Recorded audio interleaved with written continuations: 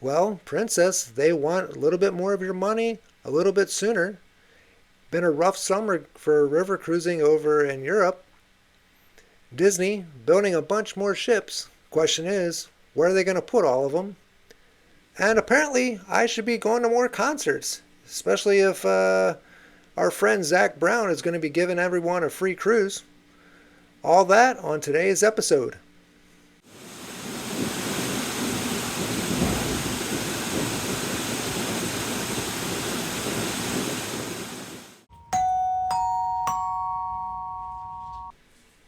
Hello, Wake viewers. I'm James, and welcome to the Wakeview channel.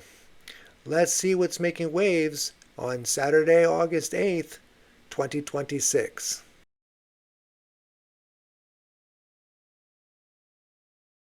We're going to start off today with Princess Cruise Lines and a couple of big changes they're making, mostly with the deposits and final payment. These are going to be starting with cruises in 2027 and beyond. The changes will take effect on bookings starting September 2nd of this year. The first thing is going to be on the deposits. So they're going to be increasing the amount of their standard deposits. It can be anywhere up to $600 for a suite for a person for the deposit. The more shocking of the changes that Princess is making is the final payment. And two really important facts here. The first one being they're going to require that you make your final payment 120 days or 4 months before sale date. So that means you're going to be out of your money a little bit sooner than you would have been before. Most cruise lines are right around that 90-day area. And some people don't like having something paid for like that far in advance. For me personally, not a big deal. I'm probably going on that cruise. And if I need to cancel, I do have my travel insurance. Or, you could also book a refundable deposit. There are ways around it. But I do understand people don't like having something completely paid for when they're not going to be using it for that long of time. The important part is that if you miss your final payment, Princess is going to cancel your reservation or could cancel your reservation completely.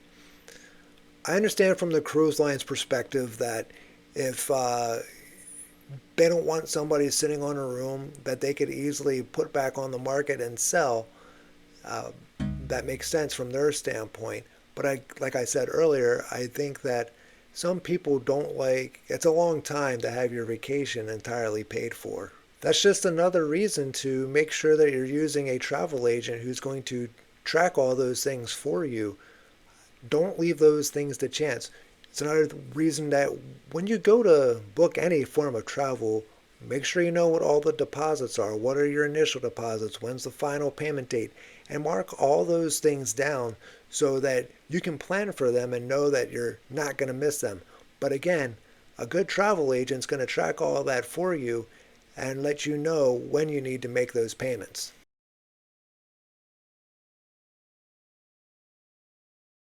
Now let's head on over to Europe, where if you're someone who has only taken ocean cruises, this story might surprise you a little as far as that there's not enough water in the rivers in Europe for river cruises. Extremely low river water levels in both the Rhine and Danube are making river cruising very difficult at the moment. It's not like an ocean liner where if there's or an ocean style cruise where if there's a storm or some kind of problem at a port, they just go around or skip. But for a river cruise, the destinations are more or less the reason why you're going in, not the river or the ship itself. And if the river are low, that does cause problems where they either have to stop or even sometimes they run aground. Cruise operators for the rivers have a couple of different ways that they deal with this. It's not really anything new. They do have plans for this. Sometimes you'll get off earlier and then they'll bus you to down the river a little bit farther and get on a different ship. Sometimes a day might just be a bus day altogether where you get bussed around from time to town. There also might be hotel stays involved. There's a lot of various different ways that river cruise lines deal with this issue. But it's been a really rough summer for the cruising in rivers in Europe. River cruising can be an incredible way to see the inside of Europe. But sometimes, like in other areas, Mother Nature has different ideas about what you're going to be doing on your vacations. So unfortunately, this summer, a lot of people have had interruptions or difficulties with their cruises in Europe.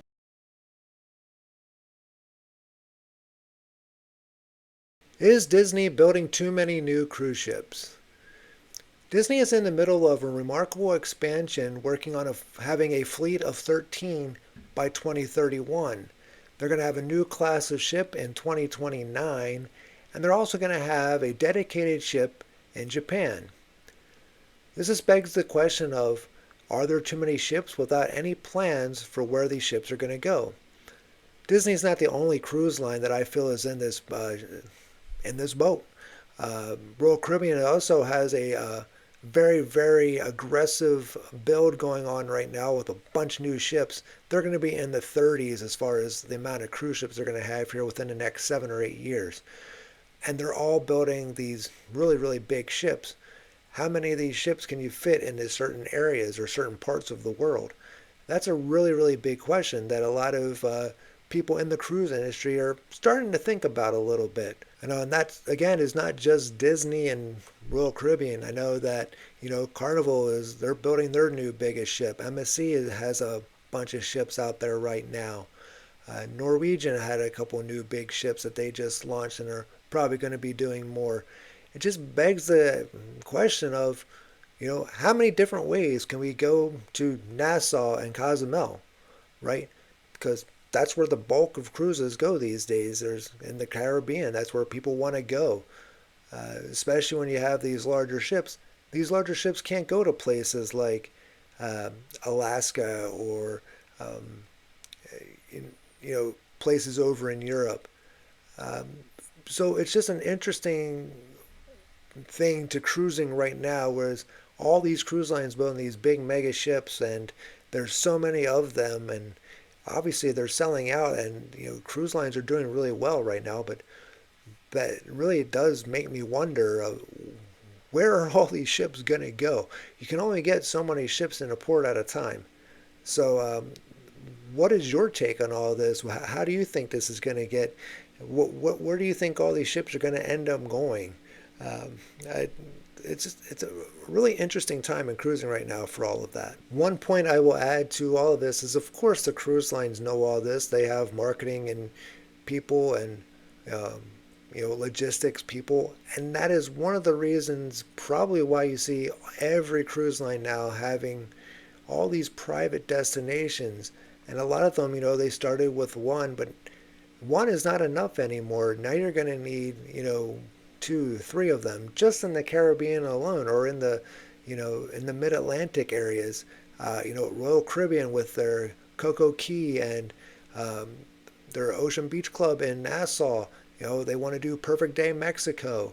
Uh, those are all reasons that, these cruise lines, I think, are moving away from the bigger destinations, putting out a bunch of private islands, making them spectacular, and that's what's selling for them.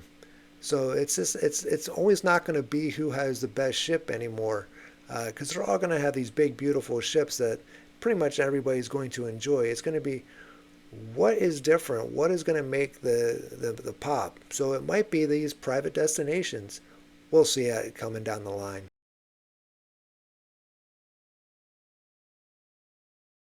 Back at an August 2nd concert at Fenway Park, Zac Brown did his best Oprah Winfrey impersonation.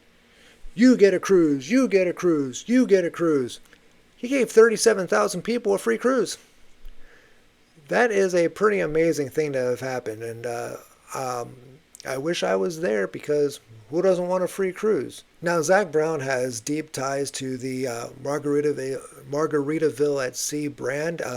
These cruises will be on the Margaritaville at Sea brand. It all coincides with the new Beachcomber, which will set sail in January. It also has a venue on board. that is curated by Zac Brown himself. You've got to hand it to Margaritaville at Sea here. I mean, there have been promotions before, but then there's giving everybody a free cruise at a concert. Um, they are really thinking outside the box here.